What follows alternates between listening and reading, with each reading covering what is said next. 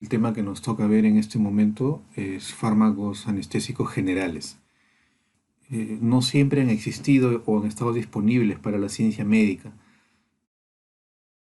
que algunos anestésicos recién se introducen en la práctica médica de forma casi ambulatoria. Si se dan cuenta, en la parte inferior izquierda se hace una demostración en un anfiteatro en Estados Unidos por los años 1800, medio de los años 1800. Antiguamente pasar por un procedimiento quirúrgico era todo una tortura, todo un martirio, porque no había la forma como mitigar la sensación dolorosa, ¿no? Entonces, ya con la aparición del éter dietílico y con el cloroformo, todo mejoró. Hoy hablamos de técnica equilibrada, de donde el paciente, pues, aun cuando hay un riesgo mínimo, casi todo se tiene controlado. Y definiendo ahí la parte de lo que es anestesia general, como nos menciona, es la pérdida reversible de sensibilidad en todo el cuerpo o en parte de él. Ojo, ahí la palabra interesante para definir anestesia es ausencia de sensibilidad. Deslinden ese término con el término de analgesia, porque analgesia es ausencia de dolor, mientras que anestesia es ausencia de sensibilidad. Y en esa pérdida de sensibilidad obviamente no se va a sentir dolor. O sea, el término anestesia está por encima o es superior o engloba a lo que sería un efecto analgésico. Sin embargo, los anestésicos no tienen por qué ser analgésicos, ¿ya? Entonces, ahí hablamos de ausencia de sensibilidad. Además, un bloqueo de las respuestas sensoriales a los estímulos dolorosos, una disminución de las funciones motoras, y además es bastante deseable la amnesia, o sea, la ausencia de memoria temporal y obviamente de inconsciencia que debe presentar el paciente, ¿no? ¿Cuáles son las indicaciones de la anestesia? La principal de todas es indicación terapéutica, ya sea para procedimientos quirúrgicos correctivos o también para síndromes convulsivos se puede utilizar la anestesia. Un paciente que convulsiona por mucho tiempo se le induce anestesia, pero con el fin de generar una reducción de su manifestación convulsiva. La indicación puede ser semiológica también cuando es exploratoria, a nivel ocular, a nivel urológico. Puede ser también eutanásica, aunque en nuestro país no está regulada la eutanasia, pero los fármacos que se utilizan para inducir o generar la eutanasia son los anestésicos generales. ¿Qué eventos indeseables pueden ocurrir durante o después de la anestesia general? Diversos, como se ve allí. Por ejemplo, uno de ellos es la inestabilidad autonómica. Eso puede conllevar a alteraciones en el ritmo cardíaco. La persona puede tener hipotermia, pueden haber náuseas y vómitos, e inclusive con algunos anestésicos puede llegarse al delirio. Estamos ante medicamentos que, si no se utilizan adecuadamente, pueden generar la muerte en las personas. Miren, la mortalidad es una de cada 250.000 personas. ¿Por qué? Por depresión. La muerte se genera o se generaría por depresión cardiorrespiratoria. Estos fármacos lo que generan en primera instancia, desde el punto de vista de toxicidad, es depresión respiratoria. ¿Cuáles son las etapas clínicas de la anestesia? La primera, generalmente lo realiza la enfermera o el enfermero en la habitación del paciente, se le conoce como la primera. Uno de los objetivos de esa premedicación es el alivio de la ansiedad. El paciente que va a ser sometido a una cirugía pues está pensando en que quizás algo no tan favorable le pueda ocurrir, le genera ansiedad. ¿Cómo se controla la ansiedad? Con benzodiazepinas. Uno de los fármacos más utilizados en este caso como premedicación anestésica es el diazepam. Otro objetivo de la premedicación anestésica es la analgesia, o sea, debería recibir un analgésico. Acuérdense, el anestésico no tiene por qué ser analgésico. Y a veces durante la cirugía el paciente se va o se pierde temporalmente el efecto anestésico. Entonces tiene que haber un analgésico de fondo. Los analgésicos de fondo utilizados son los analgésicos tipo opioides, como la morfina o el fentanilo, pero también se pueden utilizar algunos AINES, como el ketorolaco, por ejemplo, podría ser de escogencia.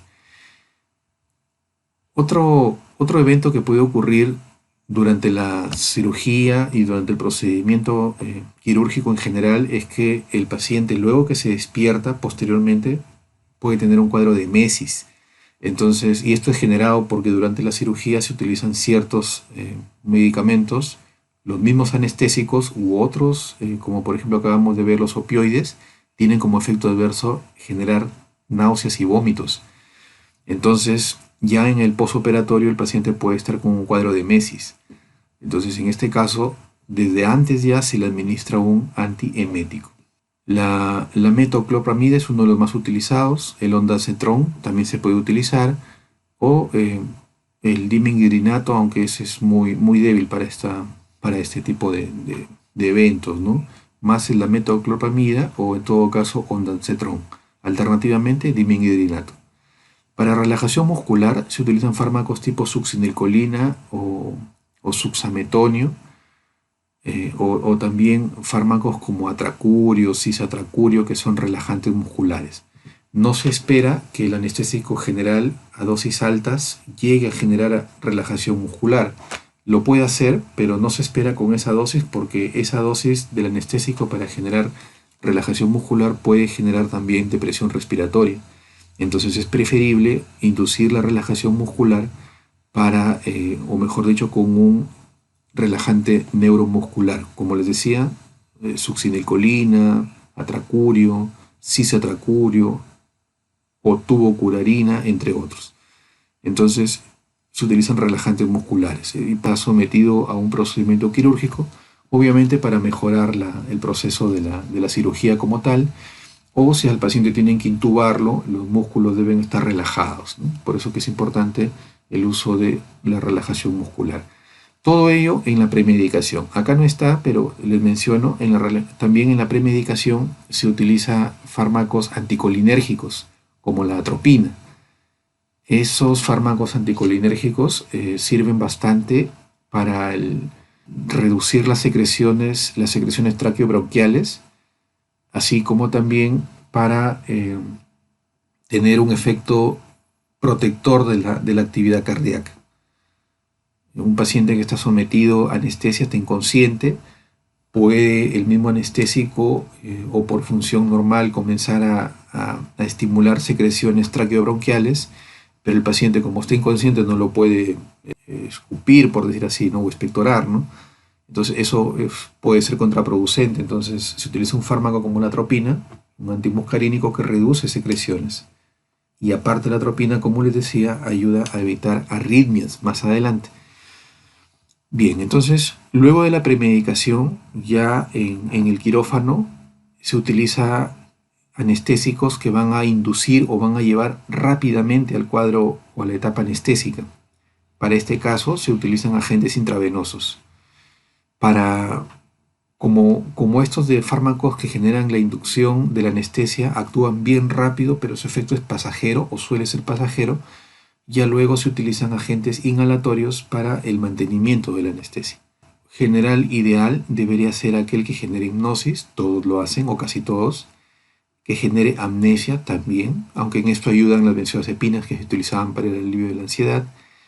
La relajación muscular, acá utilizamos fármacos, como decía, relajantes musculares, y analgesia, casi siempre opioides. Entonces, acá tenemos a los fármacos que van por vía parenteral, inyectables. Acuérdense, los inyectables casi siempre para inducir la fase inicial de la anestesia, la inducción, como le habíamos llamado. Entonces, barbitúrico de acción ultracorta, acá TPS significa tiopental sódico, hipnóticos sedantes no barbitúricos como el propofol o el etomidato, y algunos fármacos disociativos como la ketamina. Esta ketamina, a tener en cuenta, genera anestesia, como dice acá, anestesia disociativa. Es un tipo distinto de anestesia general en las cuales algunas funciones pueden estar presentes, como por ejemplo movimiento de extremidades u ojos abiertos, aun cuando el paciente esté inconsciente, ¿no? Por eso el término de disociativo. Y por el lado de los inhalados tenemos de dos tipos, los que son gases, como el óxido nitroso, y por otro lado tenemos a los volátiles, como el alotano, enflurano, o sea, son líquidos volátiles. Alotano no se utiliza ya, pero enflurano, sevoflurano, isoflurano o desflurano son otras opciones. Todos ellos son inhalados y se entiende que se utilizan para el mantenimiento de la anestesia general. Por los años 1900, inicios de 1900, un autor de apellido Gödel, él propuso, luego de la Primera Guerra Mundial, él propuso una tabla sistematizada para poder controlar las variables de la profundidad anestésica. Lo que pasa es que, como no se tenía sistematizado, el paciente podía seguir inhalando, en ese entonces el cloroformo o el éter, y después no despertaba, pues había llegado a una fase de parálisis vulvar. Eso no es, obviamente, no es conveniente. Entonces, lo que se hizo fue sistematizar, y esto fue lo que propuso, variables como la respiración, el movimiento ocular, el tamaño de la pupila, reflejos oculares, el tono muscular y la respuesta muscular a cortes en la piel. Lo dividió por etapas. Etapa 1, analgesia. El éter y el cloroformo generan analgesia. Los anestésicos que utilizamos en la actualidad prácticamente ninguno genera analgesia, excepto la ketamina, por ejemplo. En la etapa 2, la excitación y delirio. Y la etapa 3 es la etapa de anestesia quirúrgica. Lo divide a su vez en planos, dependiendo de las variables. Y la etapa 4, a la cual nunca debería llegarse, que es la muerte inminente por parálisis vulvar, bulborraquídeo. Entonces, miren, en la etapa 1 de analgesia todo está normal. La respiración, tanto intercostal como diafragmática, está normal. El movimiento de los ojos está normal. La pupila, bueno, anormal. Todo está normal. En la etapa 2 hay una alteración. No lo vamos a discutir mucho porque, como les digo, con los anestésicos actuales no genera excitación. Pero vean ahí que es una irregularidad respiratoria y midriasis. Pero en la etapa quirúrgica observen a partir del plano 2 cómo es que la respiración comienza a deprimirse, ¿no? Se deprime en primera instancia la respiración a través de los músculos intercostales y posteriormente se deprime la respiración diafragmática. Por eso que dependiendo de la duración de la cirugía o la profundidad anestésica o el tipo de cirugía que se haga, los anestésicos que se utilicen, debería haber un respirador, o sea, un respirador asistido, un respirador mecánico, porque en un momento de profundidad anestésica el paciente puede estar en todo caso con hipoventilación, como se dan cuenta ustedes ahí. El movimiento de los ojos se pierde en los primeros planos y observen el tamaño de la pupila.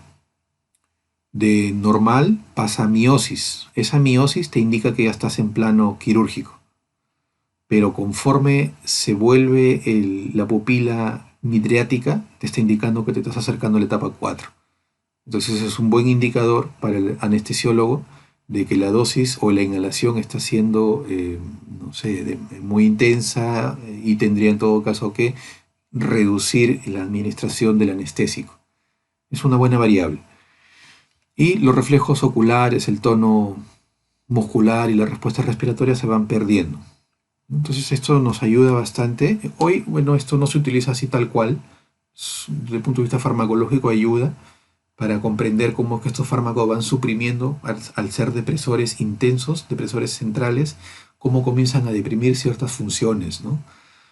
Pero hoy en los quirófanos, bueno, no se utiliza así igualito esta tabla. Obviamente les dije, esto está propuesto para cloroformo y para éter dietílico, fármacos que hace tiempo que no se utiliza. Sin embargo, la razón de esta tabla pues sigue vigente a la fecha, ¿no? Controlar la profundidad anestésica. ¿Cómo entender el mecanismo de los anestésicos? Hay dos teorías. Una de ellas se le conoce como las teorías relativas a la membrana, es decir, el fármaco ocupa la membrana y la membrana neuronal se entiende a nivel central. Su efecto es a nivel del sistema nervioso central y cuando llegan a las neuronas cerebrales, entonces lo que van a hacer es ocupar la membrana. No sé si ven acá como unos gusanitos negritos o como collares negros, se refiere al anestésico, ocupa la membrana y la expande. En ese proceso de expandir la membrana, bloquea canales iónicos, como se ve ahí, canales de sodio. Entonces, una vez que están expandidos, la membrana se vuelve refractaria y ya no puede haber señalización, no hay sinapsis. Entonces comienza a observarse un efecto depresor.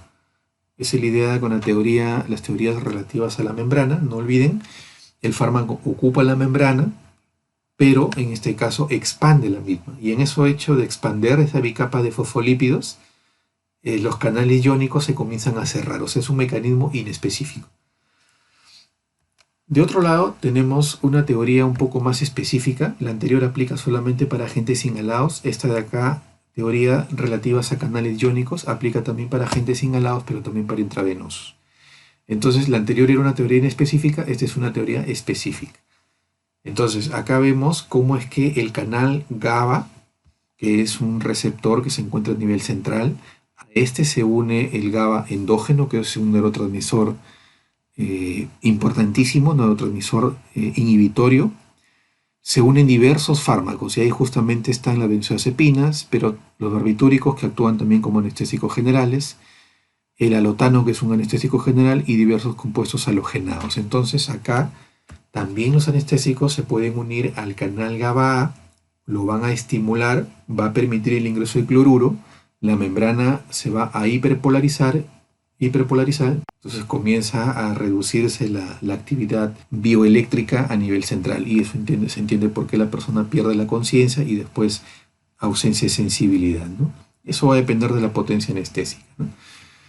Entonces los efectos de estos fármacos anestésicos se pueden ver, ahora resumiéndolo de esta forma: inmovilidad, eso es deseable, se da por un agonismo GABAérgico en la subunidad beta 3.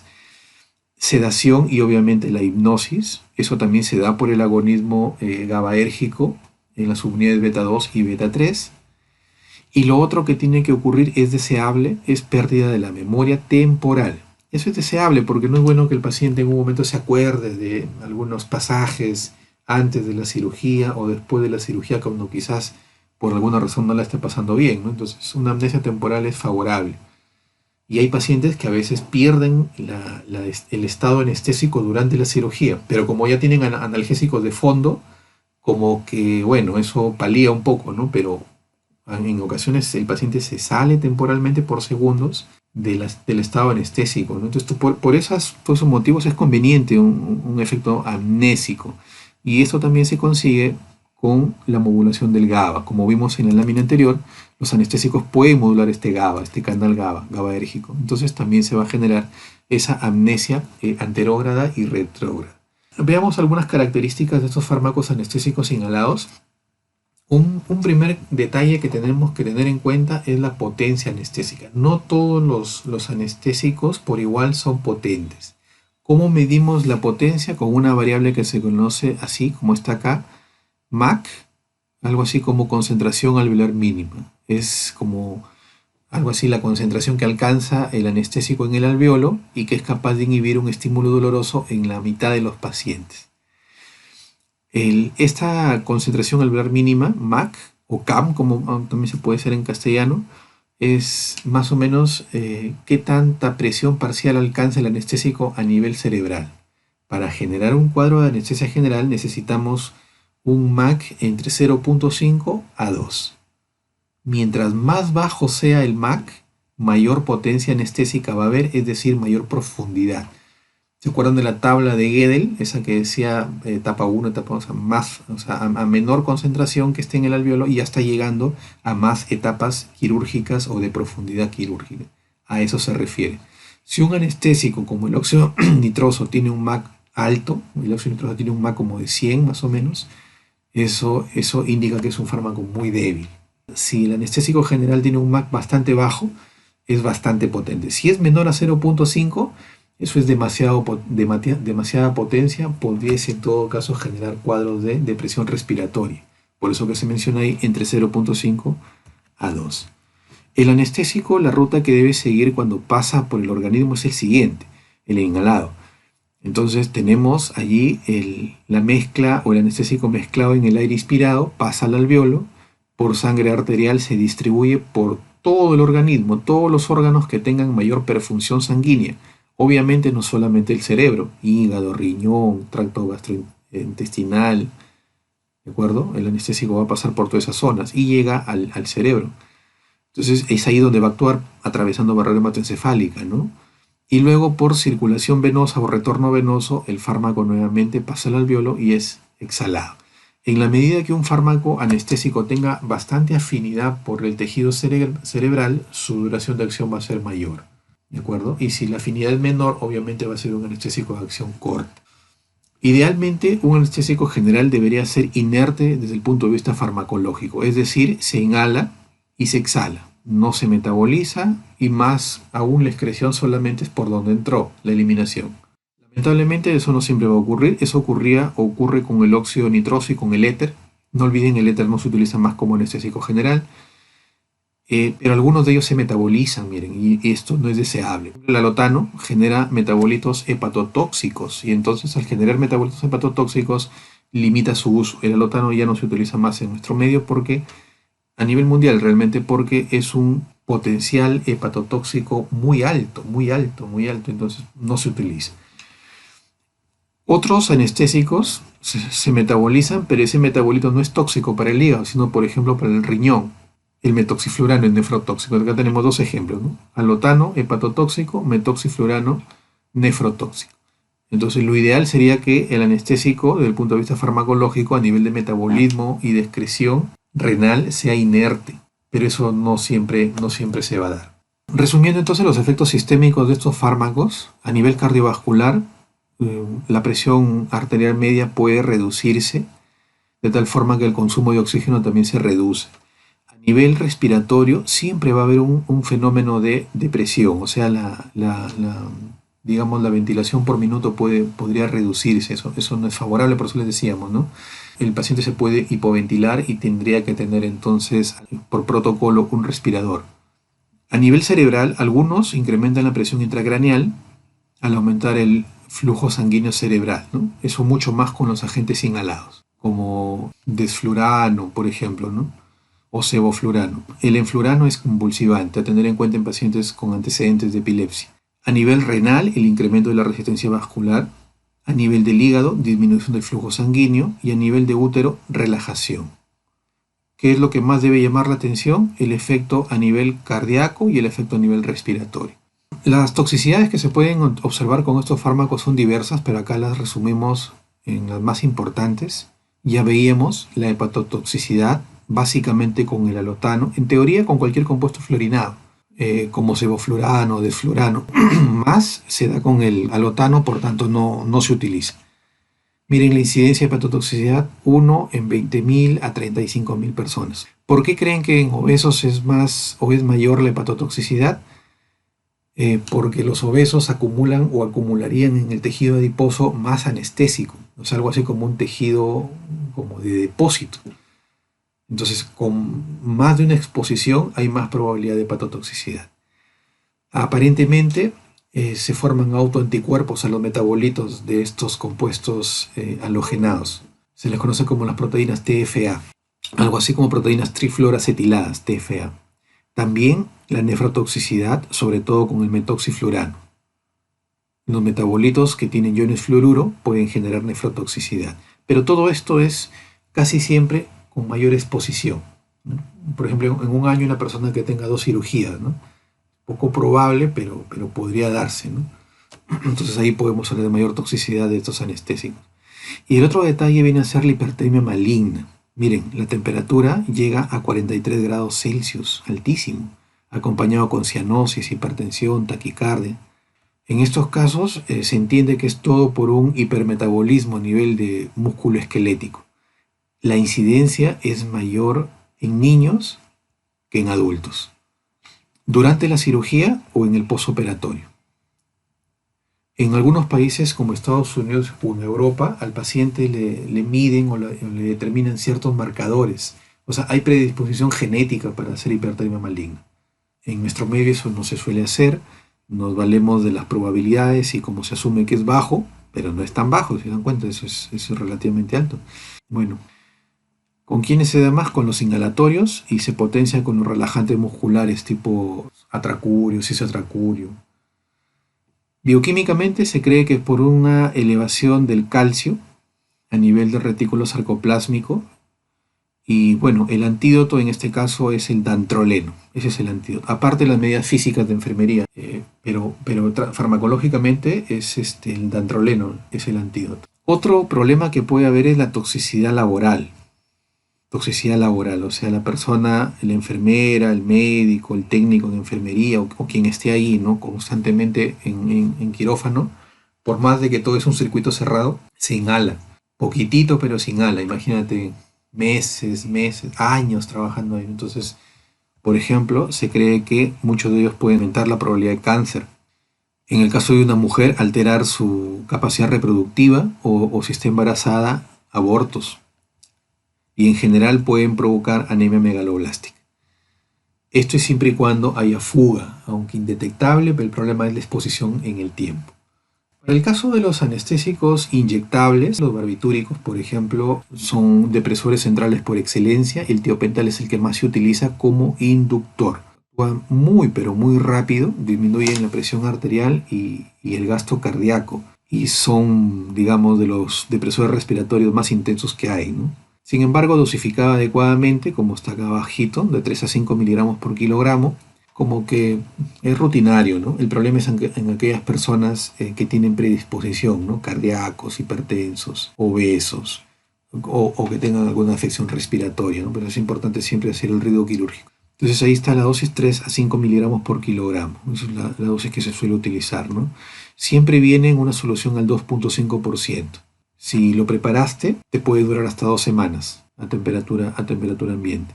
Las benzodiazepinas, como ya vimos, el diazepam es uno de los que más se utilizan, de 10 a 20 miligramos por vía intramuscular. Funciona también como preanestésico, o sea, ayuda a sinergizar el efecto del anestésico de fondo.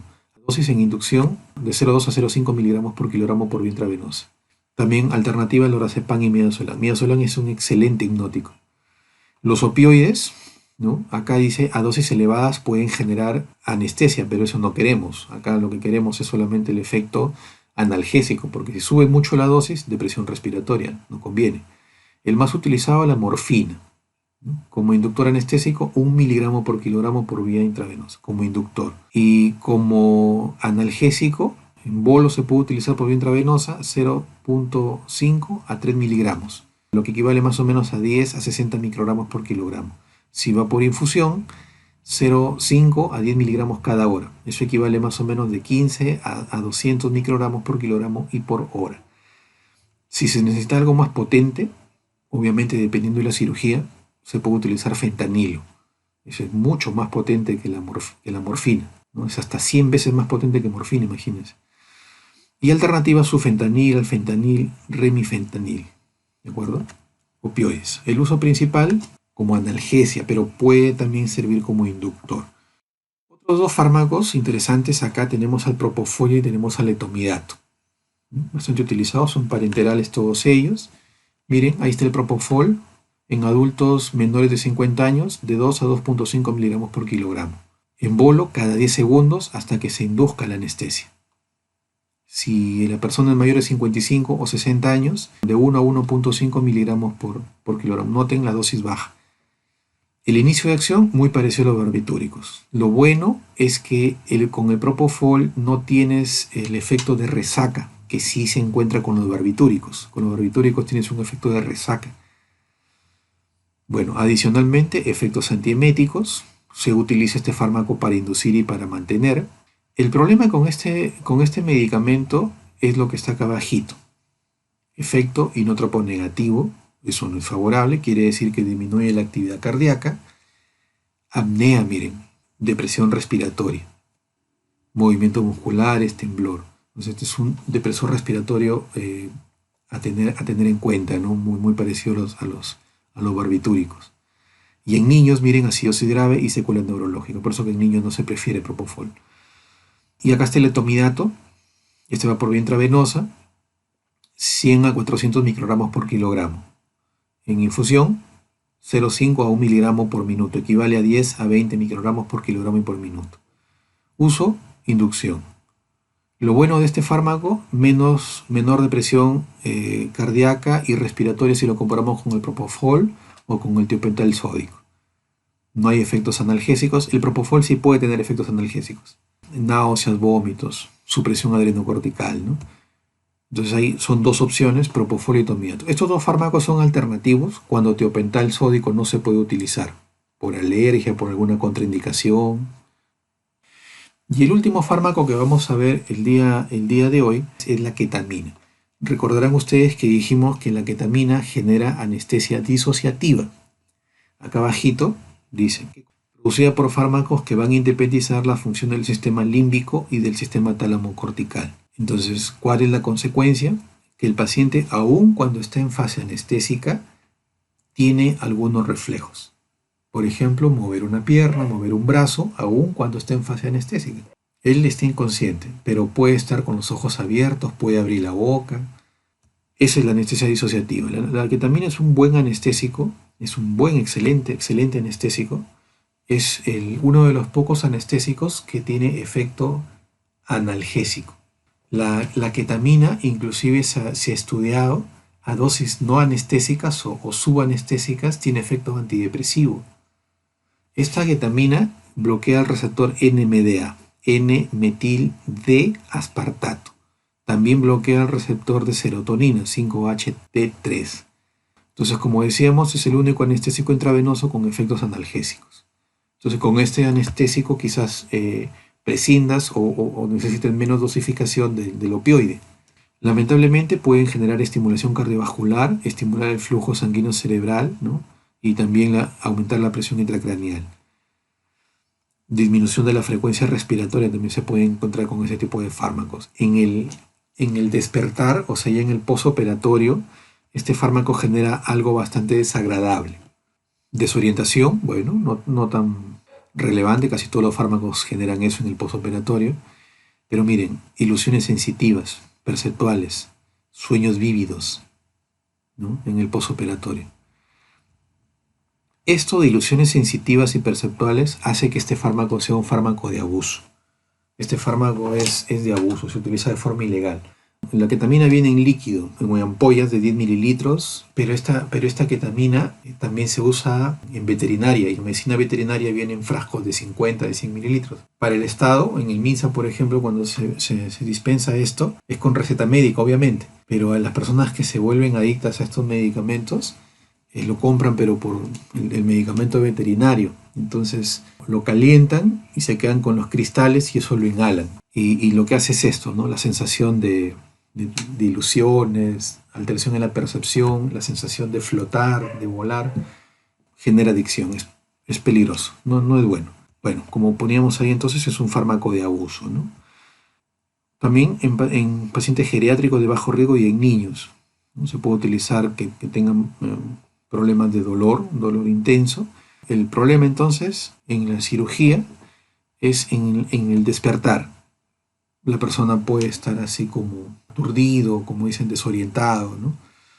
Y las ilusiones, los sueños vívidos. Un sueño vívido, por ejemplo, es, tú puedes estar soñando que estás en la piscina y estás nadando, ¿no?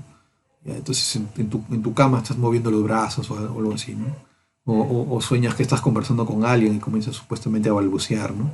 Más o menos por ahí va la idea de un sueño vívido, ¿no? Y con este medicamento es intensa esa manifestación. Entonces, ¿cómo lo disminuyes o lo controlas? También utilizando la benzodiazepina, ¿no? Midazolam o diazepam puede ayudar. Este fármaco se puede utilizar para, miren, en la inducción, 1 miligramo por kilogramo, se puede seguir hasta 4.5 miligramos por kilogramo. La administración debe ser lenta. Si administras rápido, por vía intravenosa, miren, depresión respiratoria. Por vía intramuscular, 6.5 a 13 miligramos por kilogramo. La dosis media, 10 miligramos por kilogramo. Más o menos como dice acá, 12 a 25 minutos. En este caso, la duración del efecto, ¿no? Ahora, si ya quieres como mantenimiento, se utilizan dosis equivalentes al 50 o al 100% del anterior y sigues administrando. Pero ya para eso tienes que valerte de la respuesta, por ejemplo, el diámetro pupilar, cómo va la respiración del paciente y hasta cierto punto cómo es que se nota cómo sale del cuadro anestésico cuando el paciente percibe dolor, sin necesidad de que esté consciente, percibe dolor, comienza a respirar más profundo. Se entiende que ahí está que percibe la sensación dolorosa. Entonces significa que necesita más dosis del inhalatorio o en este caso del parenteral, ¿no? Como dice, la mitad de la dosis de lo que recibe en la inducción. Y quiero terminar con esta lámina. Y miren, está con su abdomen abierto, ¿no? Le están haciendo una cirugía. Y no solamente está despierto, o sea, está con cara de tranquilidad, ¿no? Aparentemente no hay cara de sufrimiento, ¿no? Esta foto es de una operación que se dio en los años 70. El doctor que está a su atrás, no sé, tiene el lóbulo de su oreja izquierda. Si ahí, no sé si la resolución lo permite, si lo acercan ustedes la imagen, hay una agujita. O sea, estos médicos coreanos aseguraron llegar a anestesia quirúrgica con acupuntura.